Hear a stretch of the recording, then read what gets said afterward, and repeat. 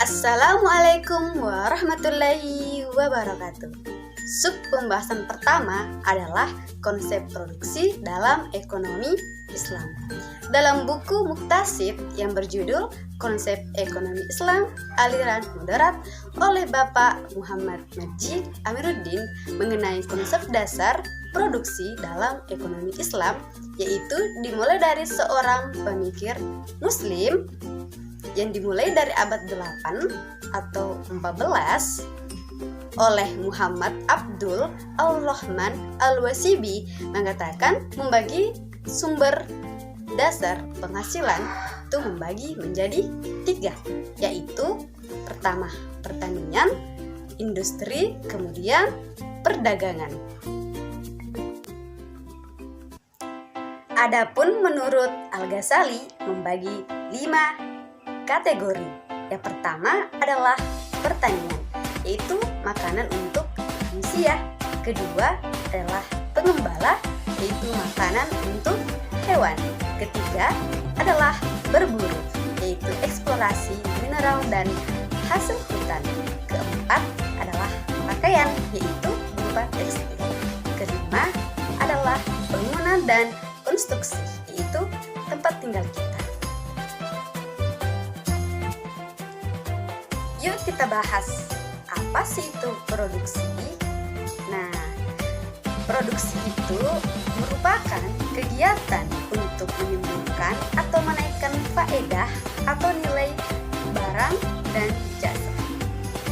Sedangkan menurut para ahli ekonomi Islam mengatakan bahwa produksi itu adalah usaha untuk menciptakan kekayaan dengan pemanfaatan sumber daya alam oleh manusia.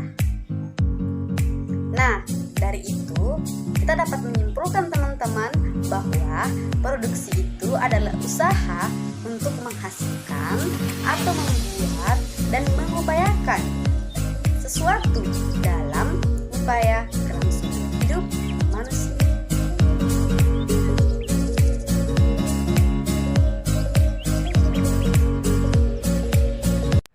Assalamualaikum warahmatullahi wabarakatuh. Perkenalkan, nama saya Cindy Aprilia dari kelompok 2. Saya akan membahas materi tentang pemikiran Islam pada produksi.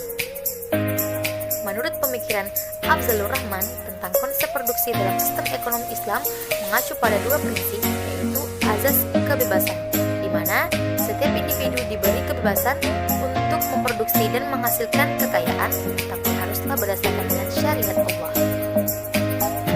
Yang kedua, azas keadilan. Keadilan di sini yang dimaksud keadilan dalam ekonomi, artinya keseimbangan antara individu dalam unsur-unsur materi dan spiritual yang dimiliki.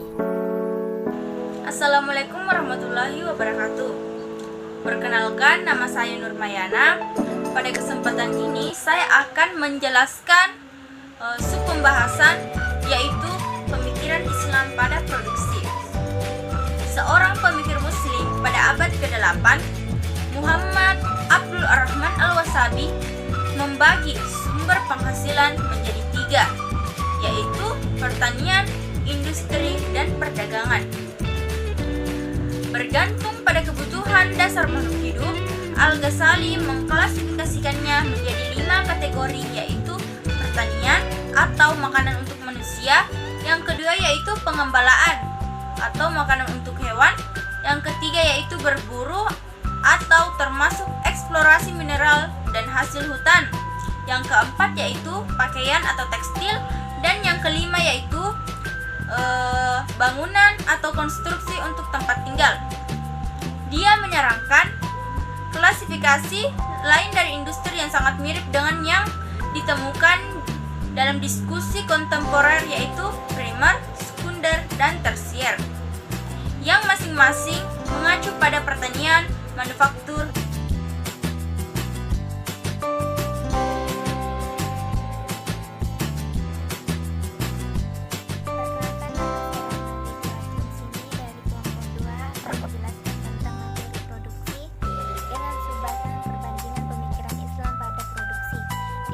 perdagangan tradisional sangat dihargai oleh para pemikir Muslim.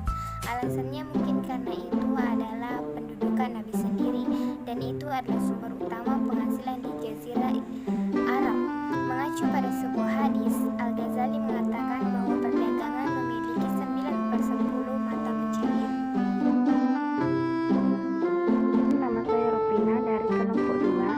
Hadis lain mengatakan, seorang pedagang jujur dan benar bersama dengan para nabi dan orang-orang yang jujur dan martin. Tetapi beberapa ulama lain telah mengungkapkan pertanian seperti Al-Syabani, Ibnu Abi Arabi, Ibnu Al-Haji, Naj al-Din Ar-Razi, dan lain-lain. Mereka umumnya menempatkan pertanian di atas kegiatan ekonomi karena itu adalah sumber industri dan perdagangan.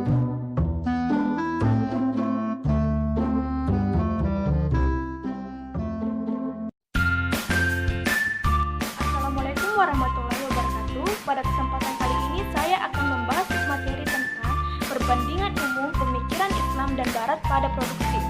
Ibnu Khaldun menganggap bahwa pertanian itu adalah sebuah kerajinan yang sangat penting. Ia menerima bahwa itu menjadi cara mencari nafkah bagi orang-orang Bedui yang lemah dalam mencari nafkah. Dalam pendahuluannya, dia telah menjelaskan beberapa karya tentang ilmu pertanian, salah satunya karya Yunani, Kitab Al-Filaha yang dianggap berasal dari ulama-ulama Nabateon, Abu Bakar bin Ibnu Ali Wahsyah. Ibnu Al-Awwam menyajikan edisi rangkaian karya tersebut. Baik, terima kasih atas kesempatannya. Saya akan melanjutkan materi yang telah dibawakan oleh Mursadil Al-Qafifah mengenai perbandingan umum pemikiran Islam dan Barat pada produksi. Perlu diperhatikan bahwa sebagian dari karya Yunani tentang pertanian berkaitan dengan ilmu sihir. Tetapi, para pemikir muslim membatasi diri mereka pada bagian dari buku yang membahas tentang teknik perkebunan saja. Ibnu Khaldun menyatakan bahwa ada banyak buku tentang pertanian oleh para pemikir muslim baru-baru ini. Mereka tidak melampaui diskusi tentang penanaman dan perawatan tanaman, pelestariannya, dan hal-hal yang mungkin membahayakan atau mempengaruhi pertumbuhannya, dan semua hal yang berhubungan dengannya.